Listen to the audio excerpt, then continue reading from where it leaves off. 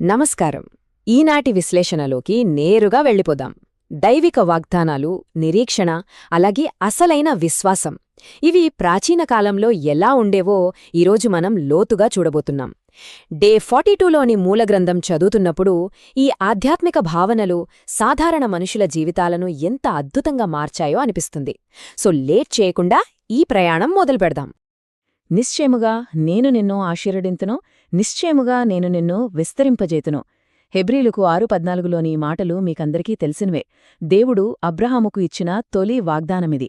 అసలు ఈ విశ్వాసమనే గొప్ప ప్రయాణానికి ఫ్రేమ్వర్క్ అంతా ఇక్కడే, ఈ ఒక్క వాగ్దానంతోనే మొదలైంది. కాని ఒక్కసారి ఆలోచించండి, వాగ్దానం రాగానే అన్నీ వెంటనే జరిగిపోతాయా? అస్సలు కాదు. ఇక్కడే మనకు అంతులేని సహనం కావాలి. అబ్రహాము తన కుమారుడైన ఇస్సాకు కోసం ఏకంగా 25 ఏళ్లు నిరీక్షించాడు. నోవహు జలప్రళయం గురించి 120 సంవత్సరాలు బోధించాడు. ఇక ఇశ్రాయేలీలు అరణ్యంలో 40 ఏళ్లు గడిపితే క్రీస్తు రాకడ కోసం ఏకంగా 4000 సంవత్సరాల సుదీర్ఘ నిరీక్షణ కనిపిస్తోంది. ఇవి వినడానికి కేవలం నంబర్స్లా అనిపించినా ప్రాక్టికల్గా ఒక మనిషి ఎదురుచూడటమంటే ఎంత కష్టమో కదా. మరి ఇంతటి సుదీర్ఘమైన విశ్వాస ప్రయాణంలో మొదటి ఉదాహరణగా అబ్రహాము, శారాల గురించి చూద్దాం. ఇక్కడ మనం గమనించాల్సిన ఒక అద్భుతమైన పాయింట్ ఏంటంటే, అబ్రహాము 25 ఏళ్లు ఎదురుచూడటం మాత్రమే కాదు, ఆయన ఎక్కడా తన హోప్ కోల్పోలేదు. భౌతికంగా తన వయసు అయిపోయిందని, ఇక బిడ్డలు కలగడం అసాధ్యమని తెలిసినా సరే ఆయన ఎక్కడా సొమ్మసిల్లలేదు అని మూలగ్రంథం స్పష్టంగా చెప్తుంది. పైగా ఏం జరిగిందో తెలుసా? ఆయన ఆ వాగ్దానాన్ని బట్టి దేవుణ్ణి స్తుతిస్తూ మరింత బలాన్ని పొందాడట.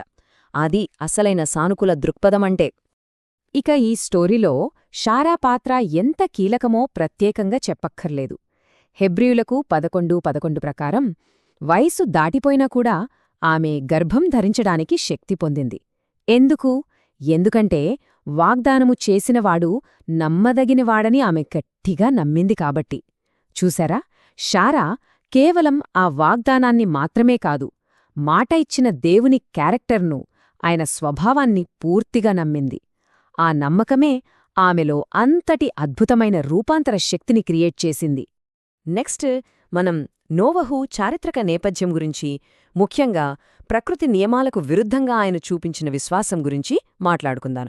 ఆదికాండము 2లో చూస్తే ఆ కాలం నాటికి భూమిమీద వర్షం కురిసిన దాఖలాలే లేవు. నేలంతా ఒక పొగమంచులాంటి ఆవిరితో మాత్రమే తడిచేది. ఇది అప్పటి రియాలిటీ. కాని నోవహ్ ఏం చెప్పాడు? ఆకాశపు వాకిళ్లు తెరుచుకుంటాయని, వర్షమొస్తుందని, ఓ పెద్ద జలప్రళయమే రాబోతోందని ప్రకటించాడు. ఒక్కసారి ఊహించుకోండి, అసలు వాన అంటే ఏమిటో కూడా తెలియని ఆనాటి ప్రజల ముందుకెళ్ళి ఇలా చెబితే వారికి ఎంత వింతగా, బహుశా పిచ్చిగా అనిపించుంటుంది కదా. అందుకే హెబ్రీయులకు 11:7 వచనం ఆ పరిస్థితిని పర్ఫెక్ట్గా వివరిస్తోంది. నోవహు అదివరకు చూడని సంగతులను గూర్చి దేవునిచేత హెచ్చరింపబడి ఒక ఓడను సిద్ధము చేసెను. అసలు వర్షం, వరద అనే కాన్సెప్టే లేని రోజుల్లో తన కంటికి కనిపించని ఆ విపత్తును ముందే పసిగట్టి ఏకంగా ఒక పెద్ద ఓడను నిర్మించడమంటే ఆయన విశ్వాసం ఎంత స్ట్రాంగ్గా ఉందో మనం అర్థం చేసుకోవచ్చు. ఇక ఈ నంబర్ చూడండి, 120. నోవహు అంతులేని సహనానికి ఇది నిదర్శనం. చుట్టూ ఉన్నవాళ్లు తనను చూసి నవ్వుతున్నా, ఎగతాళిచేస్తున్నా, ఎవరికీ అర్థం కాని ఆ విపత్తు గురించి ఏకంగా 120 సంవత్సరాల పాటు ఆయన ఏకధాటిగా చెబుతూనే ఉన్నాడు. వాట్ అ పేషెన్స్ అసలు! కాని ఆ 120 ఏళ్ల సుదీర్ఘ శ్రమ తర్వాత రిజల్టేంటో తెలుసా? కేవలం 8. అవును, ఆయన మాటలను నమ్మింది కేవలం తన కుటుంబంలోని 8 మంది మాత్రమే. వాళ్లు మాత్రమే ఆ ఓడలో ప్రవేశించి కాపాడబడ్డారు. నిజానికి సత్యమనేది ఎప్పుడు మెజారిటీ ప్రజల అంగీకారంతో ముడిపడి ఉండదని ఈ నంబర్ మనకు చాలా స్పష్టంగా చెబుతోంది. ఇప్పుడు మనం మన ఫోకస్ని లేవియాకాండము 26 వైపు మళ్లిద్దాం. నిబంధనలకు సంబంధించిన వ్యవస్థాగత నియమాలు ఇక్కడ ఎలా ఉన్నాయో చూద్దాం. ఇక్కడ మూలగ్రంథం చాలా క్లియర్గా ఒక కాజ్ అండ్ ఎఫెక్ట్ని చూపిస్తోంది. ఆజ్ఞలకు విధేయత చూపితే సకాలంలో వర్షాలు, సమృద్ధి అయిన పంటలు, శాంతి, విజయం ఇవన్నీ దక్కుతాయి. ఒకవేళ అవిధేయత చూపిస్తే దానికి ప్రతిఫలంగా రోగాలు, కరువు, ఓటమి లాంటివి ఎదుర్కోవాల్సొస్తుంది. పశ్చాత్తాపం చెందకపోతే ఆ శిక్ష 7 రెట్లు పెరుగుతుందని కూడా అక్కడ క్లియర్గా మెన్షన్ చేశారు. ప్రతి యాక్షన్కి తగ్గ రిజల్ట్ ఎంత పక్కాగా ఉందో కదా. అయితే తప్పు చేసినంత మాత్రాన అక్కడితో అంతా అయిపోయినట్లు కాదు. పునరుద్ధరణ కోసం ఒక చక్కటి మెకానిజం ఉందిక్కడ. ఫస్ట్ స్టెప్ పాపాలను ఒప్పుకోవడం.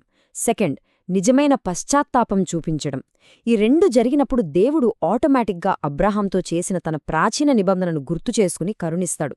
అంటే మన పశ్చాత్తాపం అనేది ఆ పాత వాగ్దానాలను మళ్లీ యాక్టివేట్ చేసే ఒక ట్రిగర్లా పనిచేస్తుందన్నమాట. It's really amazing.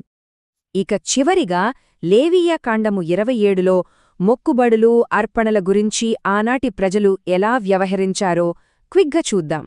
దేవునికి సమర్పించే మొక్కుబడులను టెక్స్ట్ 4 ప్రధాన విభాగాలుగా చెప్పింది. మనుషుల మొక్కుబడులు, జంతువుల అర్పణలు, ఇళ్ళు లేదా భూములకు సంబంధించినవి, మరియు తొలిచూలు పిల్లలు, దశమభాగాలు.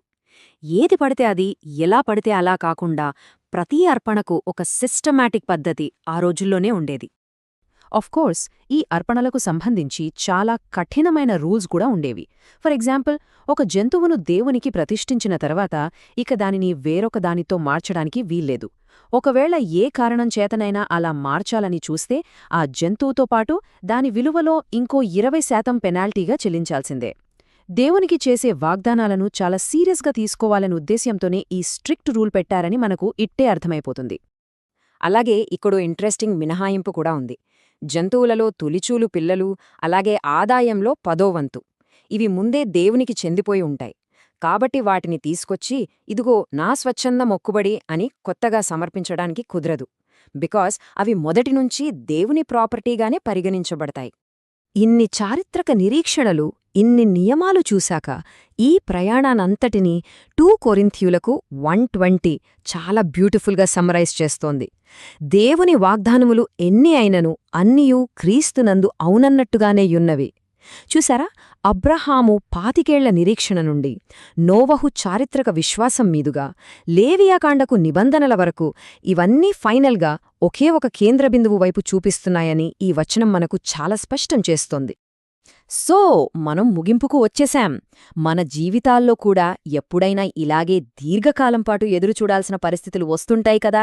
అప్పుడు మనం ఈరోజు చూసిన అబ్రహాము, శారా, అలాగే నోవహుగారి విశ్వాస ఉదాహరణలు ఖచ్చితంగా గుర్తుచేసుకోవాలి. ఆ వాగ్దానాలు, నిబంధనలు మరియు అంతులేని సహనానికి మధ్య ఉన్న రిలేషన్ ఎంత స్ట్రాంగో మీరే ఒకసారి ఆలోచించండి. ఈనాటి మన విశ్లేషణ మీకొక కొత్త పర్స్పెక్టివ్ ఇచ్చిందని ఆశిస్తున్నాను. మరో ఆసక్తికరమైన అంశంతో మళ్ళీ కలుద్దాం.